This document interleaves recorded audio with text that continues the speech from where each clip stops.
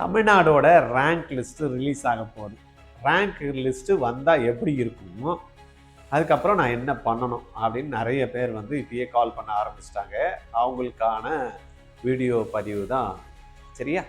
என் பேர் Govindaraj, RGR Academy சார்பாக உங்ககிட்ட பேசிட்டு இருக்கேன். தமிழ் வழியில நீட் பயிற்சி எடுத்துட்டு இருக்க மாணவர்களா நீங்க இந்த 25ஆம் தேதி தமிழ்நாடு கவர்மெண்ட் ரிலீஸ் பண்ணக்கூடிய ரேங்க் லிஸ்ட்டுக்காக நீங்க வெயிட் பண்ணிட்டு இருக்கீங்களா?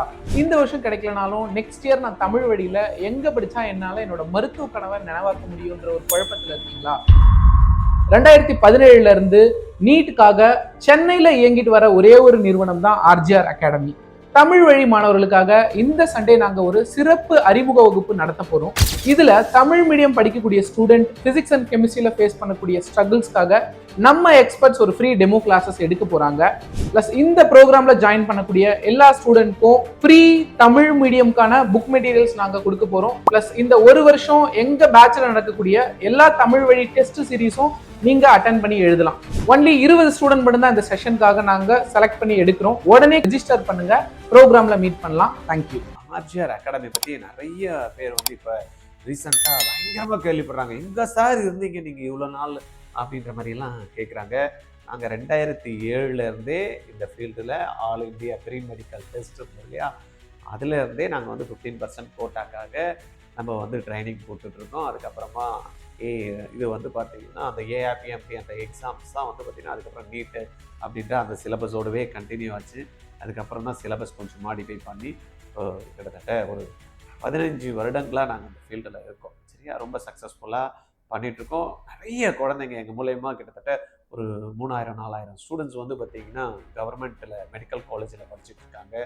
IIT, NIT, IIIT, central funded institutions, UIT, இந்த மாதிரி ஐசர் எக்ஸாம் எழுதி போனவங்க, IITMல இருக்கக்கூடிய BS மெடிக்கல் என்ஜினியரிங் கோர்சஸ் படிக்கிறவங்க, இந்த மாதிரி நிறைய ஸ்டூடெண்ட்ஸ் வந்து பார்த்திங்கன்னா RGR Academy மூலமாக உருவாக்கியிருக்காங்க. ரொம்ப சந்தோஷமாக இருக்குது.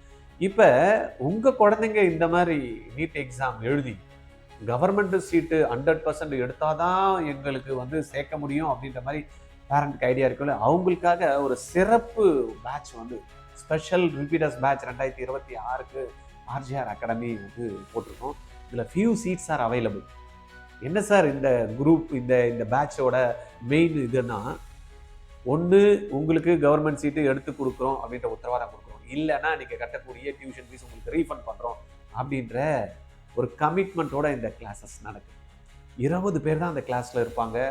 குழந்தைங்களுக்கு என்ன சொல்லி தரணும் அப்படின்றத டீச்சர் கவனித்து சொல்லி கொடுத்து, என்ன புரியலன்றதை அசஸ் பண்ணி அவங்களுக்கு கரெக்டாக ப்ராப்பராக கைட் பண்ணி, அவங்களுக்கு என்னெல்லாம் டவுட்ஸ் இருக்கோ அதை உட்கார வச்சு இண்டிவிஜுவலாக கிளியர் பண்ணி ஒரு டெஸ்ட் எழுத வச்சு, அந்த டெஸ்ட்டில் என்னெல்லாம் எரர் பண்ணுறாங்களோ அந்த எரர் எதனால் நடக்குது அப்படின்றத குழந்தைக்கு புரிய வச்சு, கான்செப்ட் தெரியலனா கான்செப்ட் சொல்லி கொடுத்து, கால்குலேஷன் தெரியலனா கால்குலேஷனை வந்து பார்த்திங்கன்னா அவங்களுக்கு பண்ணுறதுக்கு தயார் பண்ணி, இல்லை அந்த கான்செப்ட்ஸே புரியலன்னா திருப்பியும் ஒரு வாட்டி ரீடீச் பண்ணி, ஸ்பீடு இல்லைன்னா குழந்தைங்களுக்கு நிறைய ப்ராப்ளம்ஸ் கொடுத்து ப்ராக்டிஸ் பண்ண வச்சு, ஆல்மோஸ்ட் வந்து பார்த்திங்கன்னா ஒரு கவர்மெண்ட் ஸ்டூடெண்ட்டு என்ன சீட் எடுக்கணும் அப்படின்னா அந்த ஸ்டூடெண்ட் என்னெல்லாம் பண்ணியிருக்கணும் அது எல்லாத்தையும் அந்த குழந்தை பண்ணலைனாலும் அவனை பண்ண வச்சு இதை வந்து பார்த்திங்கன்னா சக்ஸஸ்ஃபுல்லாக அந்த சீட் எடுத்து கொடுக்கும். இதுதான் வந்து பார்த்திங்கன்னா அந்த பேட்சோட ஒரு முக்கியமானது.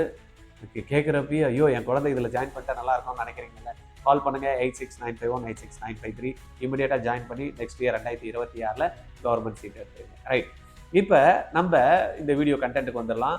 ரேங்க் லிஸ்ட் நம்மளுடைய சுகாதாரத்துறை அமைச்சர் ஏற்கனவே அனௌன்ஸ் பண்ணியிருந்தாரு. 25th ஜூலை நாங்கள் வந்து ரேங்க் லிஸ்ட் காலையில் 10 மணிக்கு கொடுத்துருவோம் அப்படின்ட்டு.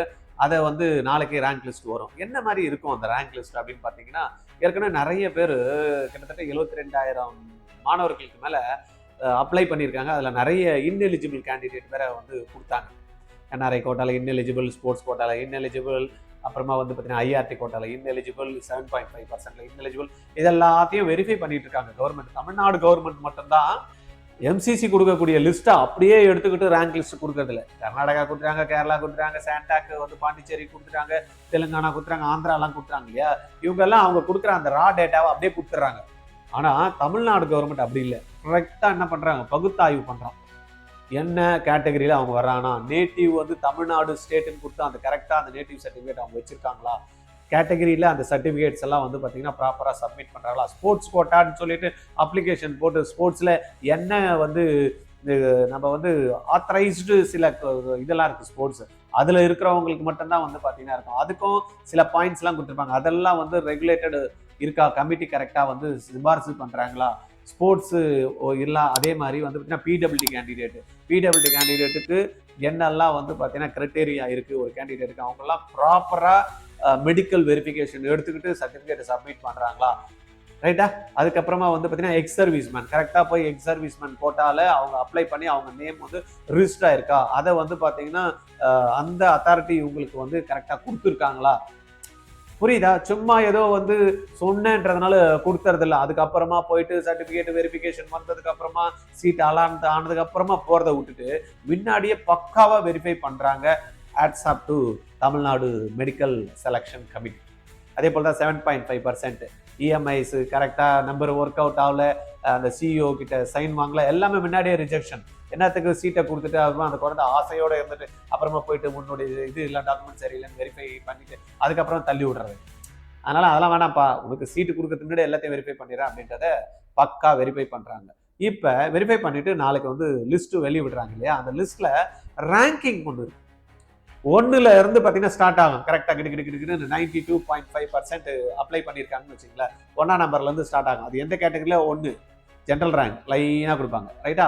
அதுக்கப்புறம் நேம் கொடுப்பாங்க. அதுக்கப்புறமா வந்து அது என்ன கேட்டகரின்னு கொடுப்பாங்க, அந்த கேட்டகரியோட ரேங்க் ஒன்று கொடுப்பாங்க. இப்போ ஜென்ரல் கேட்டகரியில் ஒரு பையன் வந்து ஃபர்ஸ்ட்ல இருக்கான், அவனுக்கு வந்து பார்த்தீங்கன்னா number 1 general category. Community rank அவனுக்கு இருக்காது, ரைட்டா. கம்யூனிட்டியும் இருக்காது, கம்யூனிட்டி ரேங்க்கும் இருக்காது. சப்போஸ் 1வது ஸ்டூடெண்ட் வந்து ஜென்ரல் ரேங்க் 1, ஒரு பையன் வந்து எக்ஸ் ஸ்டூடெண்ட் இருக்கான், கம்யூனிட்டி வந்து பிசி, அவனுக்கு என்ன ரேங்க் 1. அந்த மாதிரி வந்து பார்த்தீங்கன்னா கம்யூனிட்டி ரேங்க்கும் கொடுப்பாங்க, ஜென்ரல் ரேங்க்கும் இருக்கும். அப்போ வெறும் 92.5% மட்டும் கொடுப்பாங்களா, இல்லை 7.5%. அதில் எத்தனை நம்பர் ஆஃப் ஸ்டூடெண்ட்ஸ் வந்து பார்ட்டிசிபேட் பண்ணாங்க, அதில் என்ன ஜென்ரல் ரேங்க், அதில் என்ன கம்யூனிட்டியில் அந்த பையன் வரான், அந்த கம்யூனிட்டியோட ரேங்க் என்ன அப்படின்னு கிளியராக கொடுத்துருவாங்க. அப்போ நம்மளுக்கு இந்த லிஸ்ட்டு வந்ததுமே தெளிவாக தெரிஞ்சிடும் எத்தனை பேருக்கு கவர்மெண்ட் சீட்டு அங்கே முடிய போகுது, எத்தனை பேருக்கு வந்து பார்த்தீங்கன்னா செல்ஃப் ஃபினான்ஸ் காலேஜஸ் சான்சஸ் இருக்கு அப்படின்றது 7.5%க்கும் தெரிஞ்சிடும்.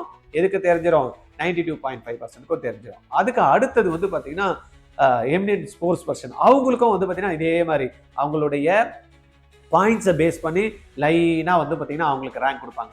அதில் எமினன்ட் ஸ்போர்ட்ஸ் பர்சனுக்கு எவ்வளோ சீட்ஸ் இருக்குது, 7+1 8 சீட் தான் இருக்குது. அப்போ எத்தனை பேர் வராங்க, அதில் எத்தனை ரேங்க்ல அவங்க இருக்காங்க பார்த்ததுமே தெரிஞ்சிடும். அப்போ எனக்கு சீட் கிடைக்குமா கிடைக்காது, ரைட்டா. பிடபிள்யூடி கேண்டிடேட் எத்தனை பேர், 5%, எல்லா கேட்டகரிலையும் 5%.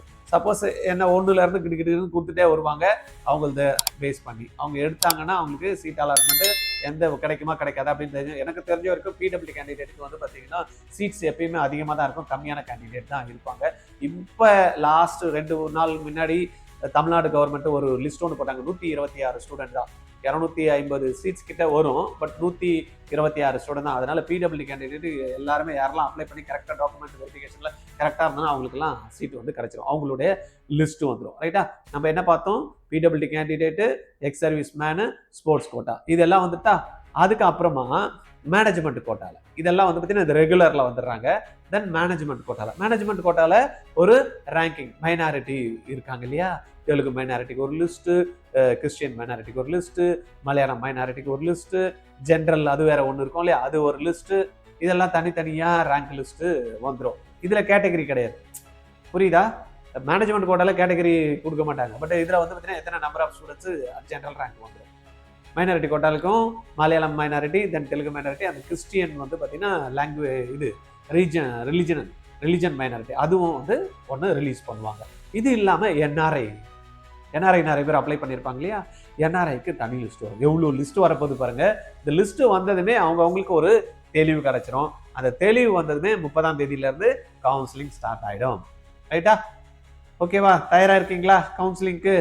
அப்போ ரேங்க் லிஸ்ட்டில் என்னெல்லாம் இருக்கும் அப்படின்னு தெரிஞ்சதுக்கும் அதுக்கு அடுத்தது கவுன்சிலிங் ப்ராசஸ். இந்த கவுன்சிலிங் ப்ராசஸை பற்றி தனியாக ஒரு வீடியோ அழகாக நிதானமாக புரிஞ்சுக்கிற மாதிரி, ஒரு பாமரனுக்கும் தெரிகிற மாதிரி அழகாக ஒரு வீடியோ போட்டுடலாம், ரைட்டா.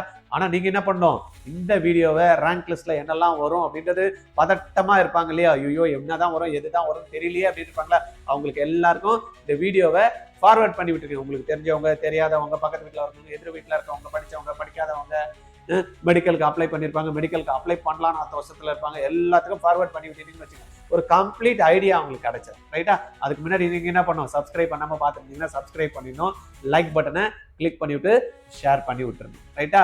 அதே போல ஸ்பெஷல் பேட்ச் சொன்னல, தேவையா இருந்தா இமீடியட்டா 869551 இந்த நம்பர்ல கால் பண்ணுங்க. ரேங்க் லிஸ்ட் வந்ததுக்கு அப்புறமா, வரலன்னு பதட்டமா இருக்கும் இல்லையா, வந்ததுக்கு அப்புறமா சார் வந்துச்சு சார், நான் பார்டர்ல இருக்கேன் சார், எனக்கு கிடைக்காது போல இருக்கேன் சார், இப்படி எல்லாம் யாரும் பதட்டப்படக்கூடாது. இல்லன்னா பரவாயில்ல, அடுத்த வாட்டி பாத்துக்கலாம். அதனாலதான் வந்து பாத்தீங்கன்னா எத்தனை வாட்டி வேணாலும் நீட் எக்ஸாம் எழுதலாம்னு இருக்குல்ல, எதுக்கு நம்ம பதறணும், டென்ஷன் ஆக தேவை. பணம் இருக்கா, தைரியமா போய் மேனேஜ்மெண்ட் கோட்டா எடுத்து போய் ஜாயின் பண்ணி காலேஜுக்கு போய் சேர்ந்து படிக்க ஆரம்பிச்சிருங்க. சரியா? பணம் இல்லை அப்படின்னு யோசனை பண்ணிட்டு வீடு வித்துடலாம், நகை போட்டுடலாம், நகையை வித்துடலாம், வேற எதனா சேர்த்து வச்சுன்னா அதெல்லாத்தையும் எடுத்து பசங்களுக்கு கட்டிடலாம் அப்படின்ற எண்ணமே வைக்காதீங்க. மார்க்கே வராத குழந்தைக்கு நீங்க எதுக்கு அவ்வளவு செலவு பண்றீங்க? புரியுதா? மார்க் வர்றதுக்கு குழந்தைகிட்ட சொல்லுங்க, டே இன்னொரு வாட்டி நான் படிக்க வைக்கிறேன், படி, ஏற்கனவே படிச்சல ஒரு வாட்டி வீட்டுல உட்காரு, படி, எழுதி பாரு, உனக்கு போகணும்னு விருப்பம் இருக்கா, உட்காந்து படி, ஏற்கனவே சொல்லி கொடுத்துட்டோம்ல, ஒரு வருஷம் 11th 12th படிச்சப்பயே படிச்சல, வீட்டுல ஒரு வருஷம் ப்ராப்பரா உட்காந்து படி, கொஸ்டின் பேப்பரை எழுதி பாரு, புக்கு தான் வச்சிருக்கல, படி அப்படின்னு குழந்தைக்கு வந்து பாத்தீங்கன்னா சொல்லுங்க, புரிய வைங்க. நீங்க செல்லம் புள்ளம் அப்படின்னு சொல்லியிருந்தீங்கன்னா நடக்காது. படிக்கணும்னு விருப்பப்படுறா, படிக்கட்டும், படிச்சுட்டு எழுதி பார்க்கட்டும், டெஸ்ட் எழுதிட்டு மார்க் வரணும். அந்த வெறித்தனம் பசங்களுக்கு இருக்கணும். சும்மாவே ஜெயிக்கணும்னா எப்படி? தோத்து போனா பரவாயில்ல, எத்தனை வாட்டி தோத்து போனாலும் பரவாயில்ல, திருப்பி எழுந்து நிக்கிறதுக்கு வந்து கத்துக் கொடுங்க. நீங்க குழந்தைங்களுக்கு தோக்கிறதுக்கே கத்துக் கொடுக்கலாம், குழந்தை எப்படிங்க ஜெயிக்கும்? விழுந்த குழந்தை வந்து எழுந்துக்குது, ததுப்பு திதுப்புன்னு ஓடுது, உழுந்ததுமே அப்படியே பிடிச்சி வச்சுட்டு தான் விழாதானா எப்படி? உழுந்ததுனால தானே அந்த குழந்தை எழுந்து திருப்பி தடுமாறி எழுந்து நின்று திருப்பி உழுது நடக்குது இல்ல. உழுதாதாங்க எழுந்துக்க முடியும், எழுதாதாங்க திருப்பி நடக்க முடியும். அப்படின்ற விஷயத்த, சிம்பிள் விஷயத்த குழந்தைங்களுக்கு சொல்லி கொடுங்க. பதறாதீங்க, பதட்டப்படாதீங்க, தோத்துட்டானேன்னு நினைக்காதீங்க. தோக்கிறதுலாம் கிடையாது, எவனும் தோக்கிறதே கிடையாது. முயற்சிகள் வந்து என்ன ஆகுது, தவறி போகுது, அவ்வளவுதான். ரைட்டுங்களா? அதனால நம்மளால முடியும் அப்படின்னா முடியும் வரை எவன் போடுறாரோன்னா அவன் முடிச்சு காட்டுறான், அவ்வளவுதான். முயற்சி பண்ணாதவன் தான் தோத்து போறானா தவிர, திருப்பியும் வந்து தொடர் முயற்சி பண்றவன் வெற்றி கண்டிப்பா அடையான். சரியா? அதனால உங்க குழந்தைங்களால ஜெயிக்க முடியும். உங்க குழந்தைங்களை நீங்க ஜெயிக்க வைக்கிறதுக்கு நீங்க என்ன பண்ணணும், ஒரு புஷ் கொடுக்கணும். சும்மா மானே தேனே கோனே அப்படின்னா நடக்காது. எங்கெல்லாம் தட்டணுமோ அங்க தட்டணும், எங்கெல்லாம் அரவணைக்கணுமோ அங்கெல்லாம் குழந்தைங்கள அரவணைச்சு கொடுத்தீங்கன்னா கண்டிப்பா உங்க குழந்தைங்க ஜெயிக்க முடியும், உங்க குழந்தைங்கள சாதிக்க முடியும்.